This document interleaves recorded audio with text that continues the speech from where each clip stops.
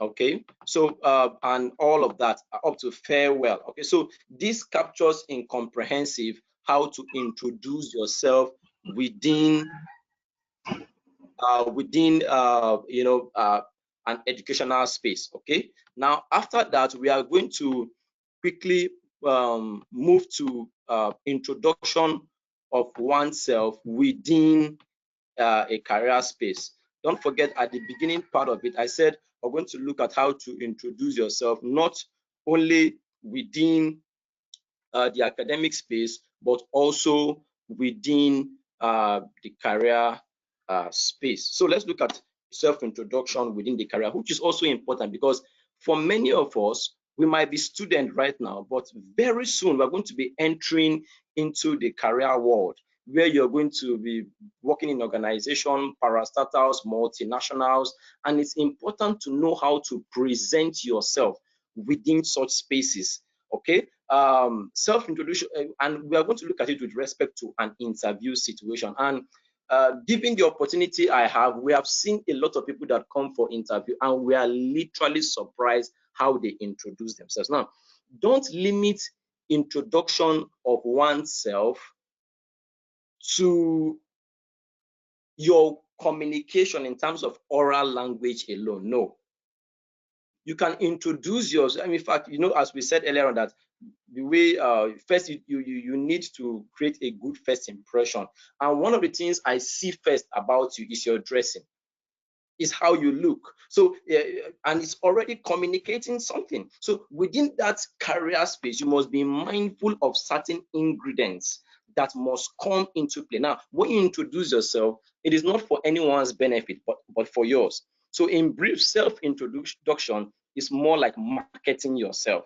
In a job interview, it is tough competition with others. And so the manner in which you introduce yourself might go a long way to become a deal breaker for you, or maybe you might just walk out there feeling so bad that you did not do your homework very, very. So let us look at the tips on how to introduce yourself within the career space. Okay, so first of all, we said you must be properly and appropriately dressed. These are things over which you have control over. Somebody comes into an interview and is shabbily dressed as though he's going to watch a football match. Very embarrassing even to the prospective employee himself. So dress appropriately for the occasion, which is an interview. Walk into the interview room confidently. You don't slouch. To slouch means you bend. You don't slop. You don't walk with your arms. You walk very straight and with your head up confidently. Greet your interviewers. Okay, never wait for them to greet you. Greet your interviewers, and don't stretch out your hand that you want to shake them. No. That's disrespect, because you are the lesser in this case, and you are to wait for your interviewers to offer you that opportunity, not you doing that. Now, the fourth point: open your interview with a comment about being pleased to have the opportunity to have the privilege to be interviewed within that organization. Then when asked to sum up who you are, be ready for such questions as this. So let us see some of the questions that you have to be prepared for, in an interview. So we said, how will you describe yourself? Write down a list now and remove non-job related qualities to arrive at your list for interview. Later on in this course, we're still going to be looking at how to write a CV and the rest of that. So when asked questions at the start about why you want the job, be prepared and be interested. Show genuine interest in the interview. All these are ingredients that must be in play if you have to introduce yourself properly. Then we said enjoy the interview. Okay, now points to remember before you attend an interview. Assume you are sitting in front of the HR manager. The HR manager is the one who is largely responsible for the selection process, who will decide whether you will come into that job space or not. Then take the initiative to attend questions and get answers, and prepare yourself. Know how to write your name clearly, your current educational status. What do you have? Is it a PG? Is it a BSc? Is it an MSc?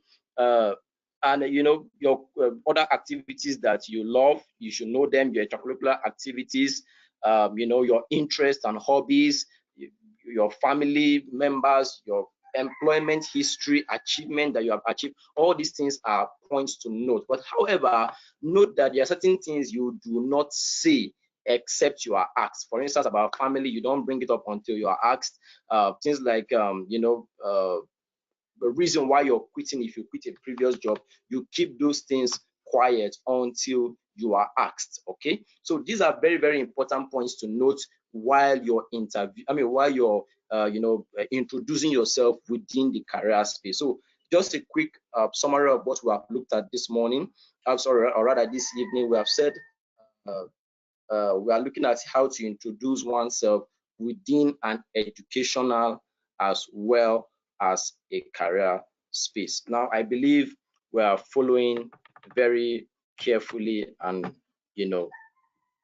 so that we can get the understanding, which is the most important thing. Now, the second thing we are going to look at is English for etiquettes.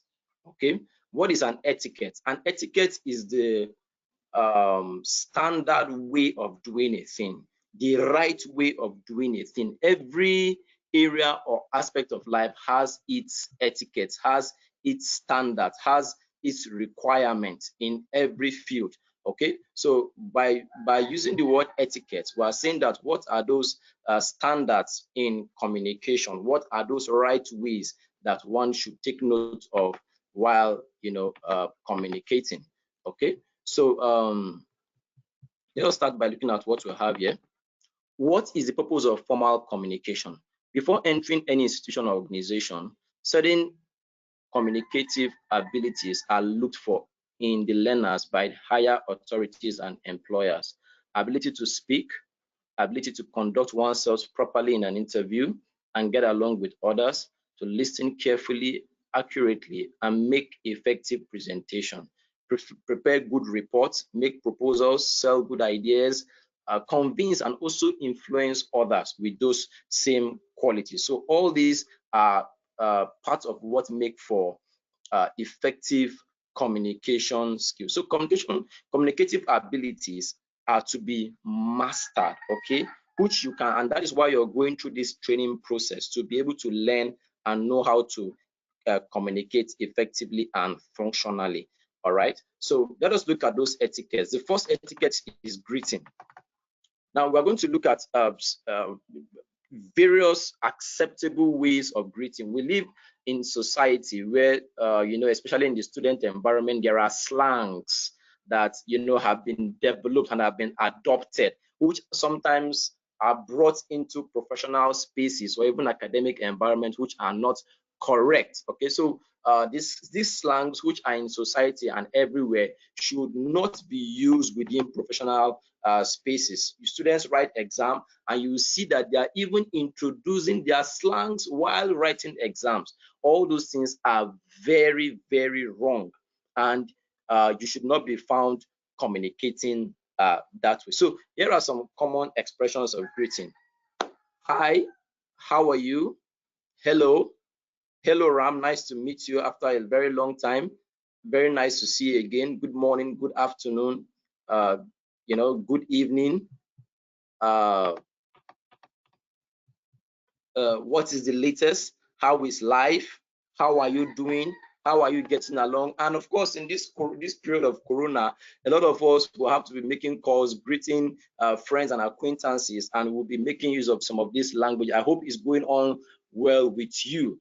Okay, so all these are languages that are used in greeting and communication. So look at some of the expressions used to greet people and take leave from them. Read each of them and repeat it. Note the use of contracted forms like and. Now a lot of students, we see this a lot, make a lot of errors while they are trying to use languages, words like am, I with an apostrophe and M, and I am, you will and you. Okay, one is the longer version and the one other one is the shorter version. I with an apostrophe M is am.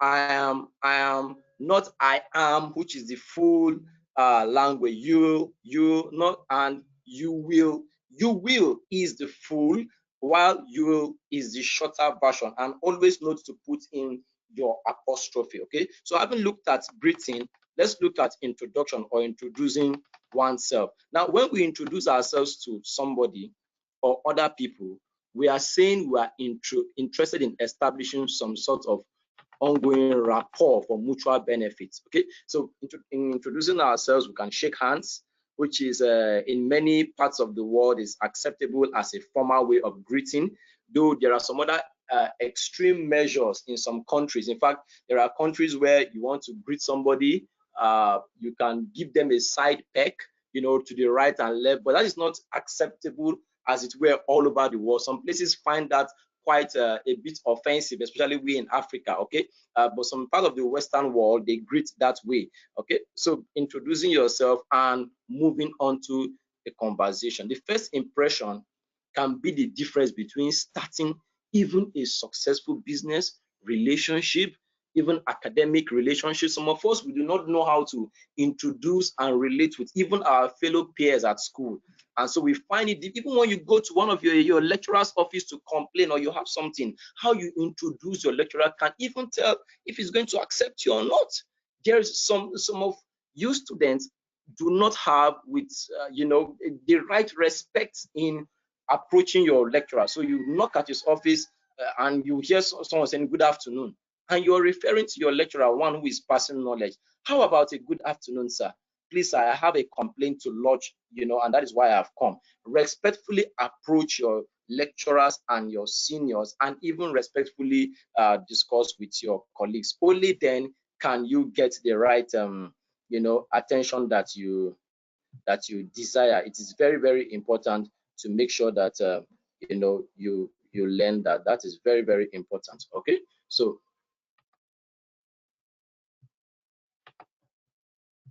now moving on. So moving on to the next, which I believe everyone can see, of course, the screen. Just look very closely if you want to see it, because I have to share my screen.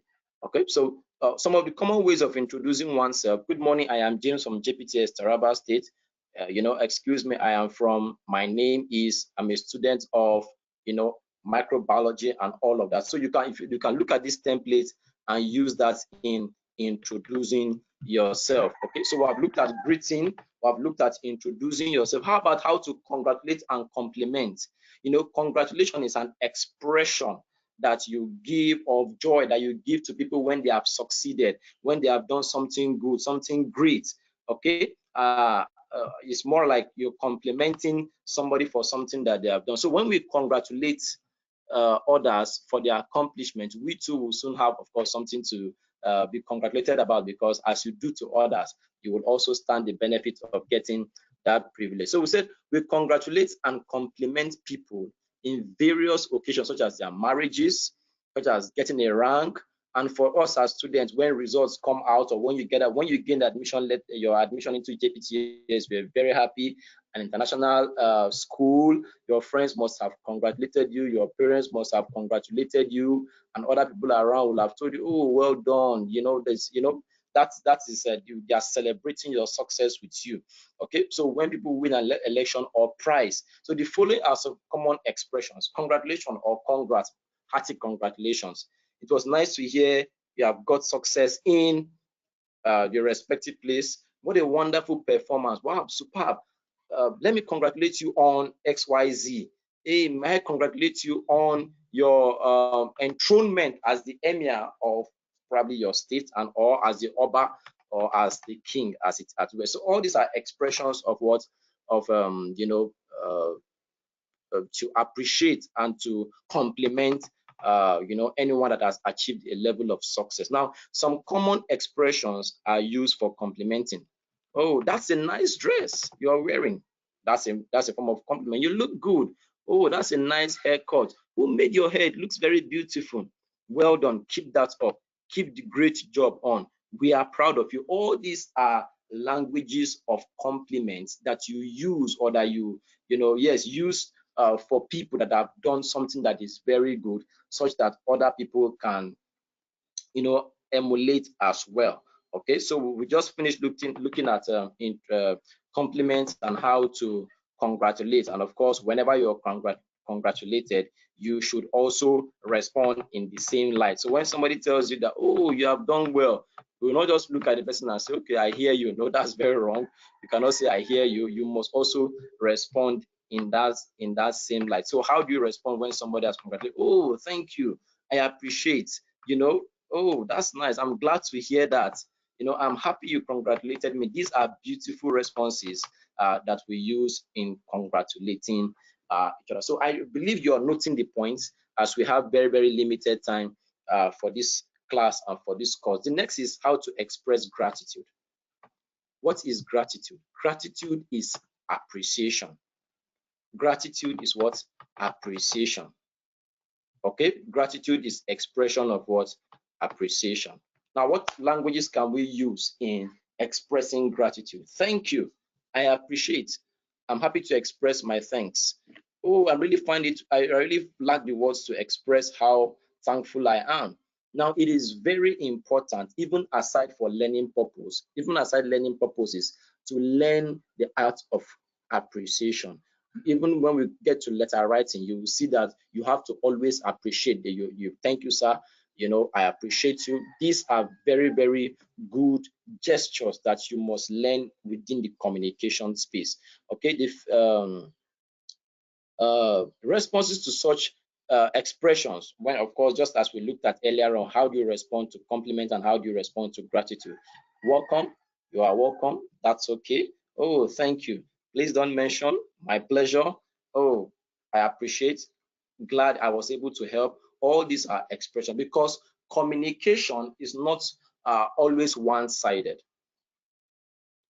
Communication there should be a response. So we are communicating right now because I am talking and you are listening and you are assimilating what I am teaching. And I'm getting our responses and feedback. That is what communication. So whenever you say something, whether oral or written or by expression, you should get a commensurate response for that.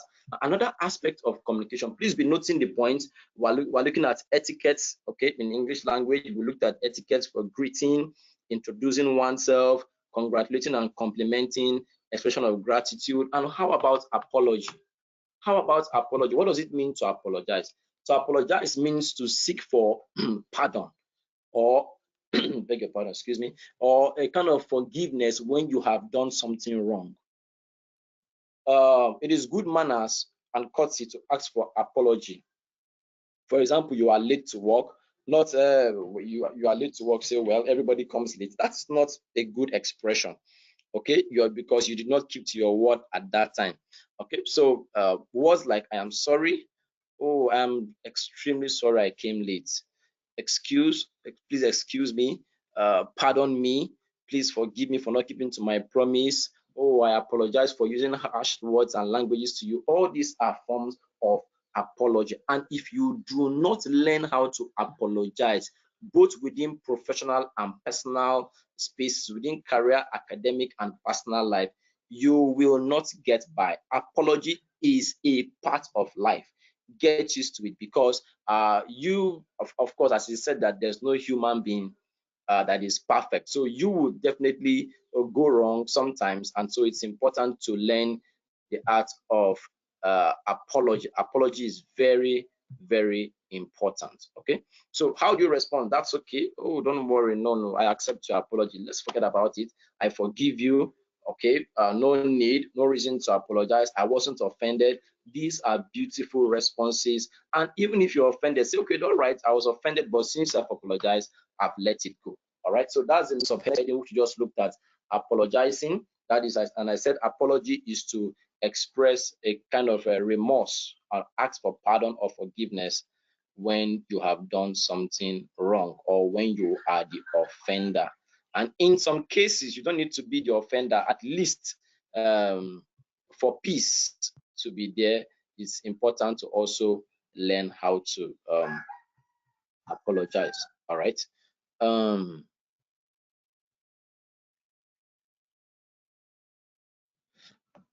Okay, now the next one we're going to look at is how to ask and how to give direction. Has anyone ever exhausted your credit because you were trying to get direction? or get a directive to a place. You're trying to get a direction to, oh, where is JPTS Center in Makurdi? And the way the person tries to give you the direction, you spend the whole day on the road, taking one bike, driving from here to there, you know, taking keke as the case may be, and you're almost frustrated. Why? Because of lack of what? The communication skills in being able to what? Direct and lead people in the way they're supposed to go. So let us look at how to ask and give direction. Why do I need to ask or give someone direction? Everyone may be asked by someone for directions to a place where one hadn't been earlier.